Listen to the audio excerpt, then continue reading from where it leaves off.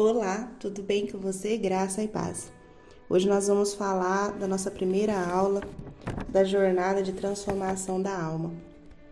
O nosso primeiro tema que será abordado é a mente, um campo de batalha. Mas antes eu gostaria de orar com você. Feche os teus olhos, para tudo que você estiver fazendo agora, tire esse minutinho de oração para que o Senhor venha trabalhar na sua mente, na sua vida, durante essa jornada. Pai, em nome de Jesus, nós nos colocamos agora diante do Senhor.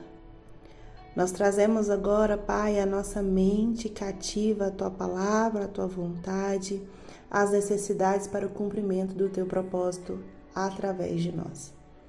Pai, eu quero agora, Senhor, interceder por cada uma das Tuas filhas que se puseram diante de Ti, ó Pai, e se prontificaram a transformar a mente, a descobrir aquilo que o Senhor tem para que elas venham vivenciar e para que elas venham cumprir o Teu propósito.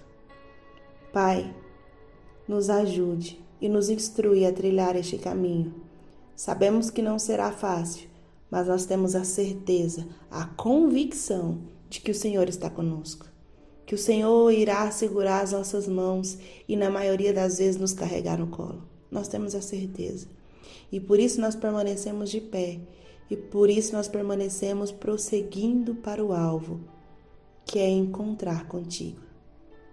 Graças te damos em nome de Jesus. Amém. Amém? Então hoje nós vamos falar sobre a nossa mente, que é um campo de batalha do qual o nosso inimigo ele age muito. De acordo com a Bíblia, a mente do homem é incomum por se constituir um campo de batalha onde Satanás e seus maus espíritos contendem contra a verdade e contra a nossa vida. É na mente que ele lança os dardos inflamáveis. Ele precisa pedir permissão para o Senhor para tocar em nós, mas através dos dardos, ele sabe manipular as nossas ações e reações, para que nós venhamos ouvir e desobedecer a palavra de Deus. E assim ele pode agir em nossa vida. Que quando nós desobedecemos a palavra de Deus, automaticamente teremos consequência. E essas consequências que virão sobre nós através da desobediência é permissão do Senhor para que o inimigo nosso venha nos atacar. Por isso nós precisamos estar bem atentos àquilo que nós estamos pensando, àquilo que nós estamos trazendo do pensamento para o coração. Em Romanos 12, 2 diz assim: E não sedes conformados com este mundo, mas sede transformados pela renovação do vosso entendimento, para que experimenteis qual seja a boa, agradável e perfeita vontade de Deus. Às vezes nós ouvimos muito sobre a vontade de Deus, que ela é boa, que ela é agradável, que ela é perfeita. Amém. Só que aqui a palavra nos direciona que para a gente experimentar desta vontade que é boa, agradável e perfeita, nós precisamos transformar o nosso entendimento. Nós precisamos transformar a nossa mente. Amém? Então, durante essa jornada, eu quero que você escreva tudo aquilo que você está sofrendo ataque do inimigo. Às vezes nós achamos que o inimigo vai nos atacar somente através de pessoas, mas não, o nosso inimigo ele nos ataca primeiro na nossa mente. E o mais interessante é que ele não fala na segunda pessoa conosco, ele fala conosco na primeira pessoa. E aí as nossas atitudes, a nossa reação conforme aquilo que nós escutamos dele, dá liberdade para ele agir ou não na nossa vida. É através dessas reações, desses dardos inflamáveis que nós recebemos dele, que nós abrimos brecha ou nós fechamos brechas para que ele não entre e não nos ataque em nenhuma área da nossa vida. Amém?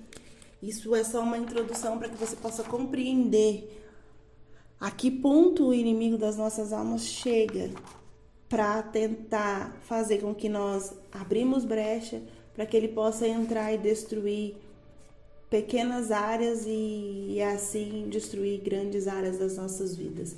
Seja ela emocional, seja ela espiritual, seja ela qual for. Ele está disposto a fazer o que for necessário para entrar e destruir. Amém? Para a gente continuar o nosso estudo, eu quero trazer para você uma palavra que se encontra em Filipenses 4, versículo 8. Filipenses 4, 8. Como nós vamos falar de alma, que é a nossa mente nesses dias, esse versículo aqui já falou muito comigo e eu tenho ele como base na minha vida, como um filtro. Ele diz assim: quanto ao mais, irmãos, tudo que é verdadeiro, tudo que é honesto, tudo que é justo, tudo que é puro, tudo que é amável, tudo que é de boa fama, se há alguma virtude e se há algum louvor, nisso pensai. Esse é o nosso filtro para a nossa caminhada. Se a nossa mente é um campo de batalha para o nosso inimigo, esse aqui é um filtro para a nossa proteção. Se quando ele lançar o dardo dele, esses pensamentos para nós, a gente ter esse versículo como base de filtro, logo eu vou dizer, é verdadeiro o que eu estou pensando? É honesto? É justo? É puro? É amável? É de boa fama? Tem virtude nisso? Tem louvor a Deus nisso que eu estou pensando? Não, não tem. Então, eu esqueço automaticamente.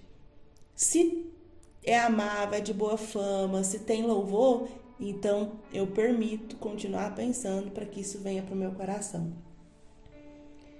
Em 2 Coríntios capítulo 10, versículo do 3 ao 5, o apóstolo Paulo compara os argumentos e raciocínios do homem a uma fortaleza do inimigo. Ele descreve a mente como que possuída pelo inimigo, que deve ser quebrada, então, pela batalha travada. Muitos pensamentos rebeldes estão armazenados nessas fortalezas e precisam ser levados cativo à obediência de Cristo. Tudo isso mostra claramente que a mente do homem é o cenário da batalha, onde os maus espíritos entram em conflito com Deus. Podemos ver como os poderes das trevas se relacionam principalmente com a mente do homem e como ela é, de uma forma peculiar, suscetível aos ataques de Satanás. Com respeito às outras funções da alma, que é a vontade e emoção, Satanás não tem como fazer nada, a menos que tenha ganho algum terreno neles. Mas, com respeito à mente, ele pode operar livremente, sem primeiro persuadir o homem ou garantir o seu convite. Tá entendendo quão precioso é esse estudo para as nossas vidas? Como nós estamos sendo blindadas para estes grandes ataques? Ele não tem acesso à nossa vontade e à nossa emoção.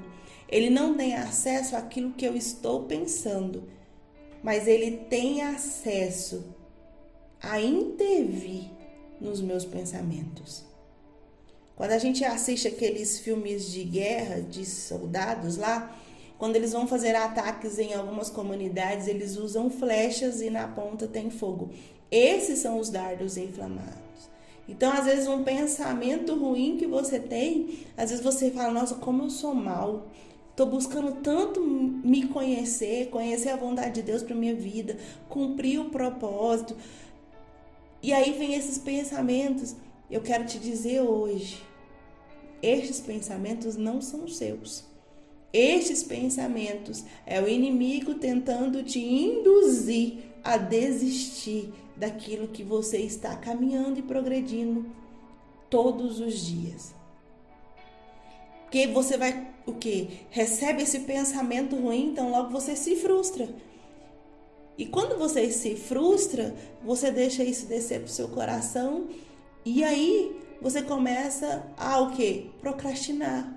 Você já não tem mais vontade em ter constância, porque você fala, nossa, eu oro, eu leio a Bíblia, eu busco andar conforme a palavra me orienta, mas eu me pego pensando nessas coisas, me pego com esses pensamentos tão ruins. Então entenda hoje, ele vai usar de toda estratégia para que nós venhamos agir conforme ele está enviando essas mensagens para o nosso pensamento. Antes da regeneração, o intelecto do homem o impede de compreender a Deus.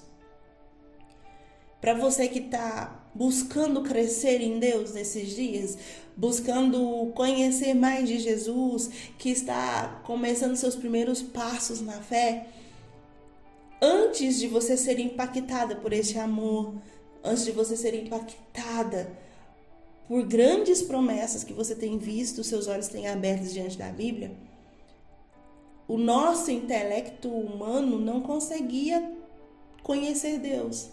Não conseguia compreender a dimensão de Deus. O que nos faz compreender hoje é o Espírito Santo. Ele que nos faz compreender a grandeza de Deus. Ele que nos faz compreender o poder de Deus. Ele nos faz compreender a capacidade do nosso Deus. É o Espírito Santo. Porque o nosso intelecto humano não consegue assimilar um Deus tão grande assim. Que tudo vê, que tudo pode, que está em todos os lugares ao mesmo tempo. O nosso intelecto não foi feito para isso. Mas quando nós temos o Espírito Santo nos conduzindo, nos guiando, nos instruindo, ele nos faz compreender quem é o nosso Deus. É necessário que seu grandíssimo poder destrua os argumentos do homem. Então, nesses dias, o Senhor vai nos destruir os argumentos que nós somos criados, que nós acreditamos até agora. Esta é uma obra que deve ocorrer na hora do novo nascimento. E acontece na forma de arrependimento. Mas mesmo depois do arrependimento, a mente do crente não é totalmente liberada do toque de Satanás. Ele vai continuar agindo. Em 2 Coríntios 1:3, Paulo reconhece que o Deus deste mundo segue a mente dos não crentes e engana a mente dos que creem. Hoje, muitas vezes, Satanás se disfarça como anjo de luz, a fim de conduzir os santos, propagando um evangelho diferente do evangelho da graça de Deus. Na verdade, são poucos os que poderiam imaginar que o diabo poderia dar bons pensamentos aos homens. A respeito dessa questão aqui, nós estamos caminhando para o fim. Nós estamos caminhando para o encontro com o nosso Senhor Jesus. E o nosso inimigo, ele se faz de anjo de luz, trazendo para nós, nesses dias, um evangelho confortável. Nós sabemos que o nosso evangelho, do nosso Senhor, do nosso Salvador, não é algo confortável. Nós seremos confrontados todos os dias, nós teremos que renunciar a nós mesmos todos os dias. Só que agora, ele infiltra em nossos pensamentos, confundindo até os que creem. Para quê? Para trazer essa pregação confortável, para trazer essa questão de conforto. E o Espírito já nos diz que nós estamos em guerra, nós estamos em batalha.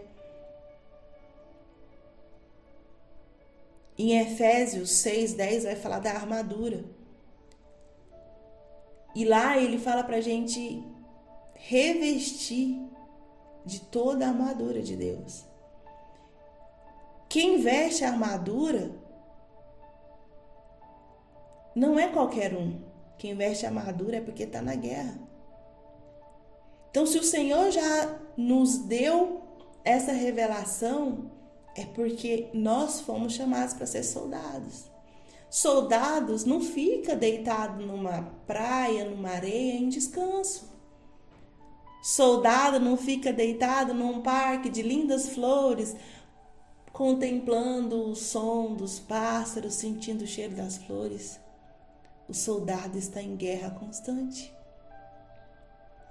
E aí o inimigo quer trazer esse conforto para quê? Para nos enganar. Não existe mais isso, esse evangelho aí de crucificação, esse evangelho que tem que jejuar, esse evangelho que precisa ter constância na leitura da palavra. Não. Vai lá, abre o Instagram, se você viu um versículo, você reposta e tá tudo certo. Não tá tudo certo. O nosso Senhor Jesus, quando ele vai separar os discípulos ali, ele nos instrui. Pega a sua cruz e me siga. Cruz é renúncia. Cruz, eu tenho que abrir mão do meu orgulho, das minhas vontades, dos meus desejos. Sabe por quê? Porque tem um propósito a ser cumprido. O propósito não é meu, o propósito é dele, é do nosso Senhor. Vocês estão entendendo a grandeza que esse estudo vai trazer para nós nesses dias? O propósito não é meu. O propósito não é seu. Às vezes nós escutamos muito, nossa, mas ninguém olha para o meu chamado, ninguém dá valor para o meu chamado. E eu quero te dizer com alegria no coração, ninguém vai dar importância para o chamado de ninguém. Quem foi chamado e escolhido para cumprir o propósito, entenda, só tem do lado dele o Senhor. E já é o suficiente. Jesus, ele veio para cumprir um propósito. Ele enfrentou situações para cumprir o propósito.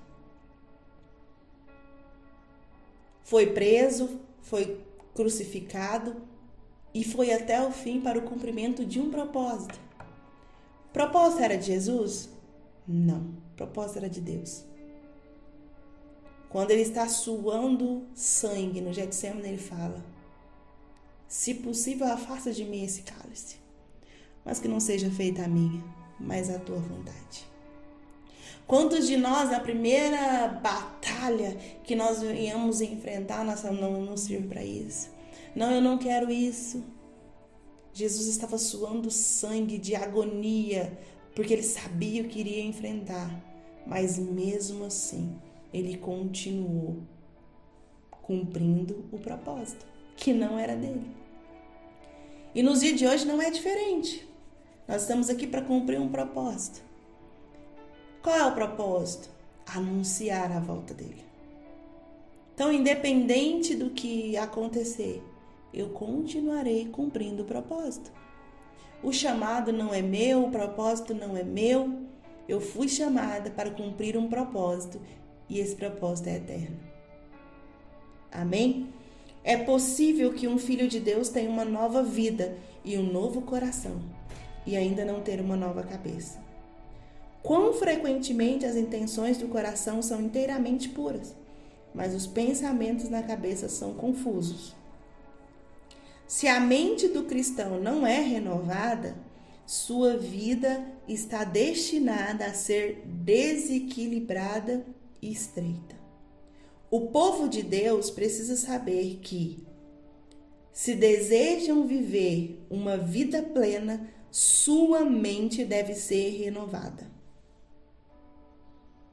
Voltando a declarar em Romanos 12:2, a Bíblia declara enfaticamente que devemos ser transformados pela renovação da nossa mente.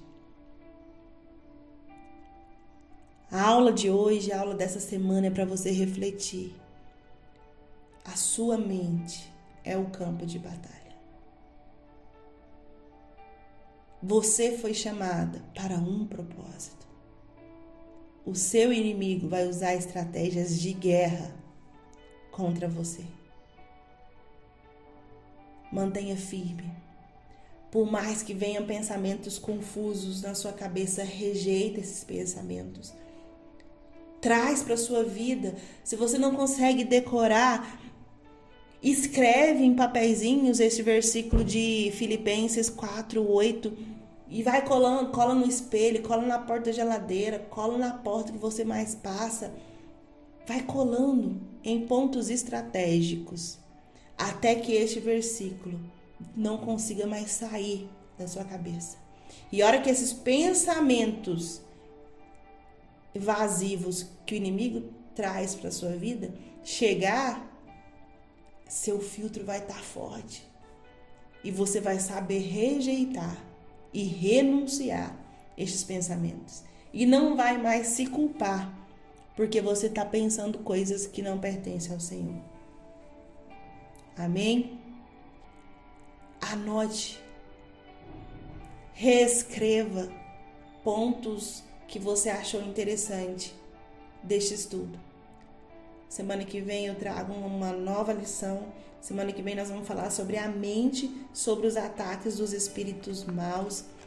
Eu vou trazer as situações sobre esse ataque. Se você conhece alguém que precisa ter a mente transformada e renovada, traga ela para esse estudo, traga ela para essa jornada de transformação da alma. E eu creio que no final dessa jornada, você vai ainda estar mais forte, mais firme, podendo influenciar pessoas ao seu redor. Amém?